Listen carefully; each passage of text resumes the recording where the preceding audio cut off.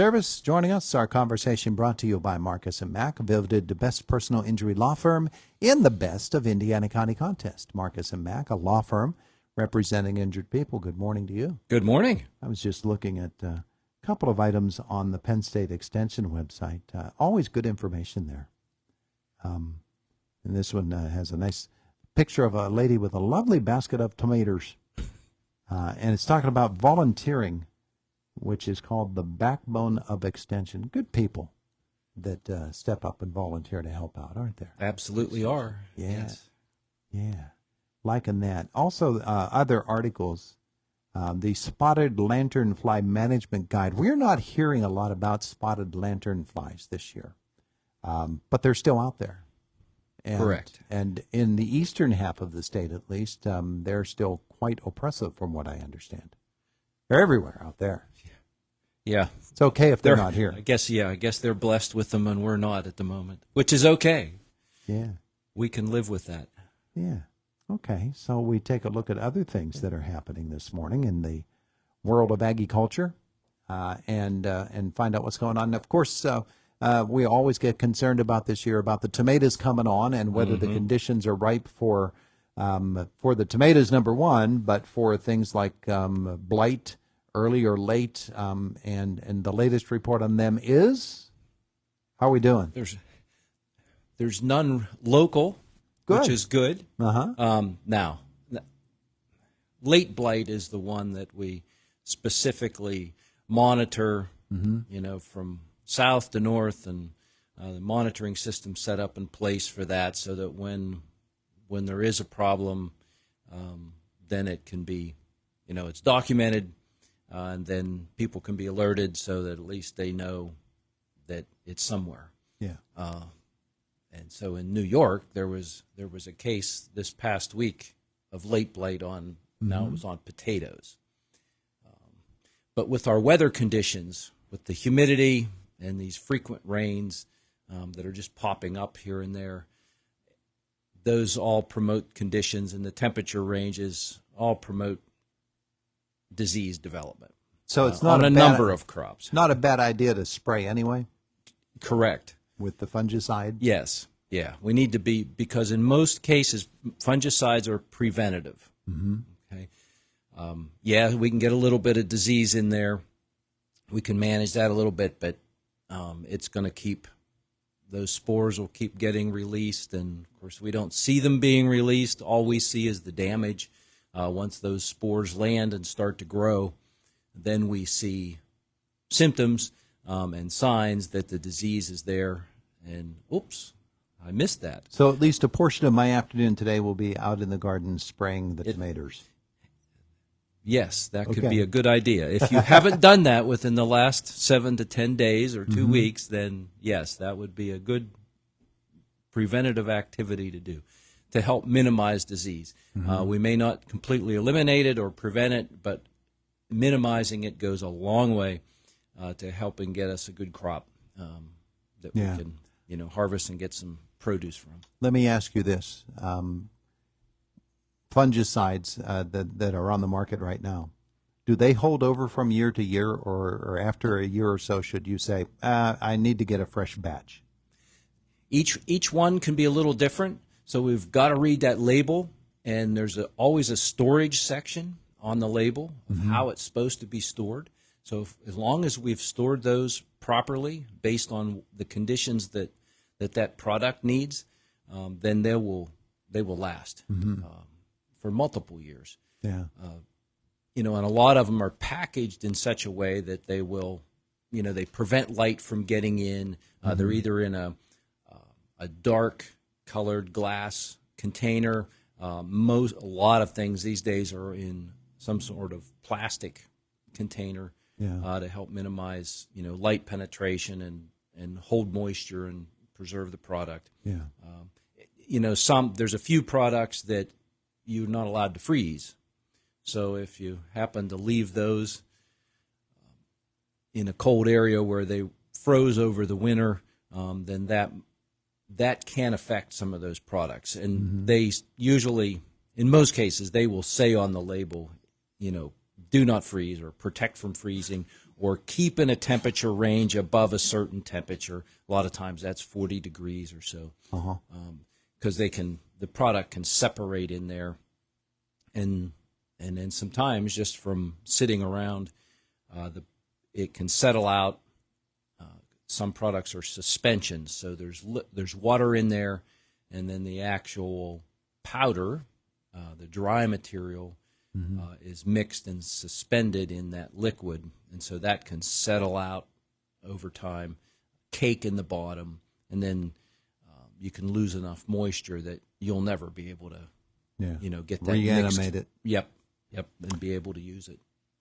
For our edification as well, insecticides, pesticides, fungicides, there's a distinction between all of them, and their use, therefore, they have distinctive uses as well.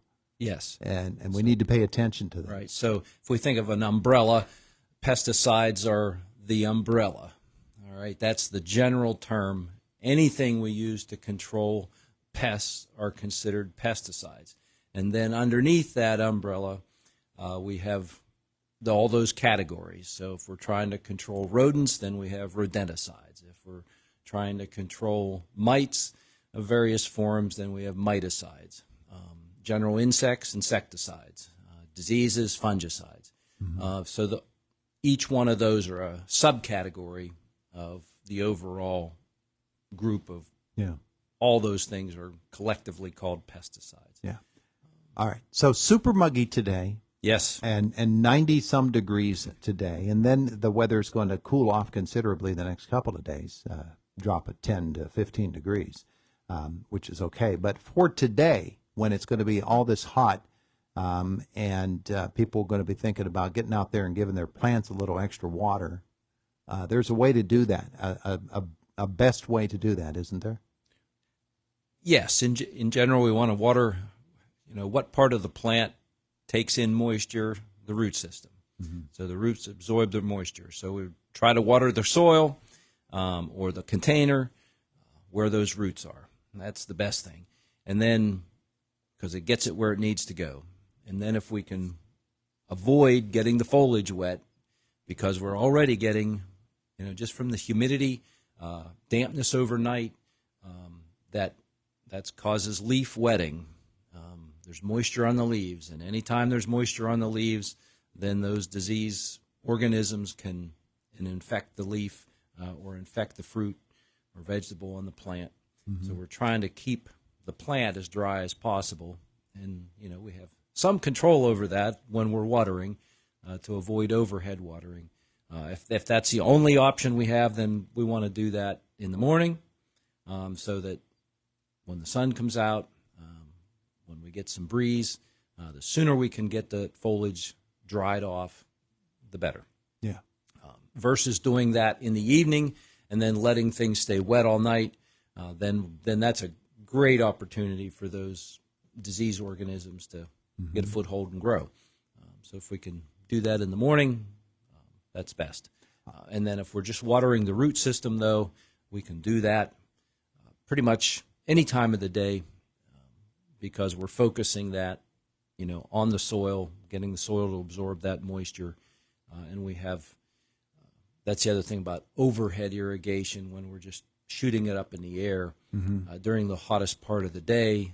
Some of that will evaporate before it, the finest, smallest particles can either move away off-site or evaporate, and so we lose some of that moisture. Yeah, people think, okay, well, let's just water it that way because that's just like rain falling down, and it, nature does it by rain. So there you go.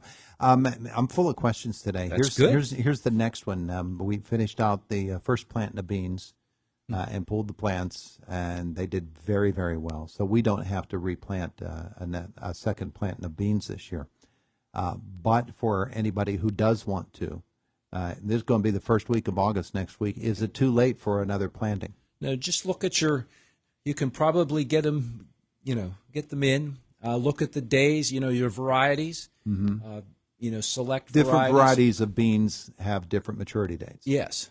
So look at ones that'll fit in the window.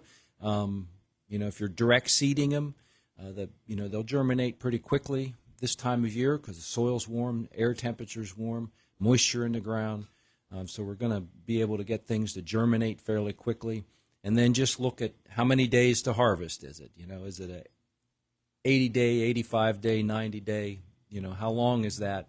And then count it out on your calendar. Yeah. Kind of look at the calendar, and pretty much you can do that. The weather affects that. The growing degree days we get each day will affect that time. So, but by looking at the calendar, you can get pretty close.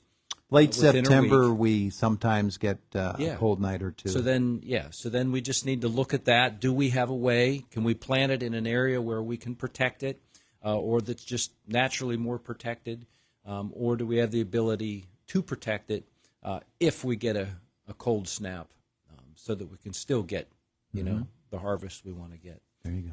But you do, at this time of year, and a lot of the cool season crops that we would plant first in the spring, we can also plant those now to get a fall harvest. So, some of those, the broccolis and cauliflowers and things like that like it cooler, we can start and get that plant moving now. But then as we approach maturity and harvest time, they like it cooler for them. Yeah. Final question of the morning for you today. You and I, years ago, both had the privilege of being judges for the chocolate cake contest. Fair season's coming up. Are you going to be judging any chocolate cake, and would you bring me a piece? No, I'm not going to be judging any chocolate cake. Okay. Well, in that case, would you have your wife bake me a chocolate cake and bring me a piece? You're really anxious to get some of that, huh? There you go. Thank you, Bob. You're welcome. It is the voice of Indiana County, WCCS 101.1 FM, AM 1160, WCCSradio.com.